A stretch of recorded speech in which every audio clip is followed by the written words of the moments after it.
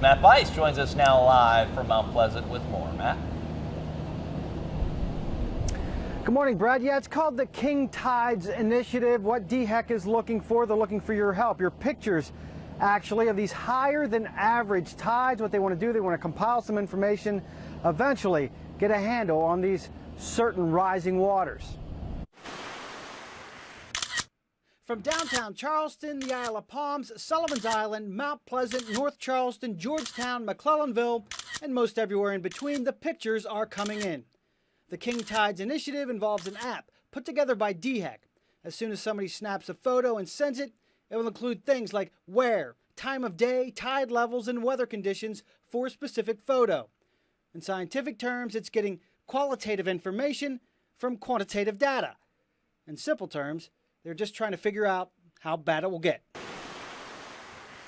Really uses the general public to capture information to help us identify potentially vulnerable areas where public infrastructure may be threatened to chronic exposure. Daniel Berger, the Director of Coastal Services at DHEC, says it's been another good week to gather data. 8 king tides by Thursday, which is a high tide above 6 feet 7 inches. And for Charleston, the high water mark will keep inching up. Nationally, Charleston is typically recognized as being one of the more vulnerable cities in the nation in terms of sea level rise and other climate-related hazards.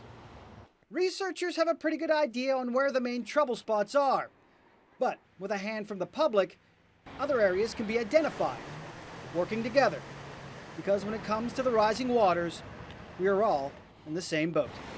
But we need to get a better understanding as to how infrastructure such as roads, communication lines, bridges may be impacted by frequent exposure. Now keep in mind there's nothing imminent here. This will be, as I said before, an agonizingly slow rise over the years, but what they're trying to do is compile some information at this time to get some data together on the next plan of action. Now this just started in January, so it'll be some time before they gather enough tangible information to maybe put a plan of action in place. Live in Mount Pleasant, Matt Bice, News 2.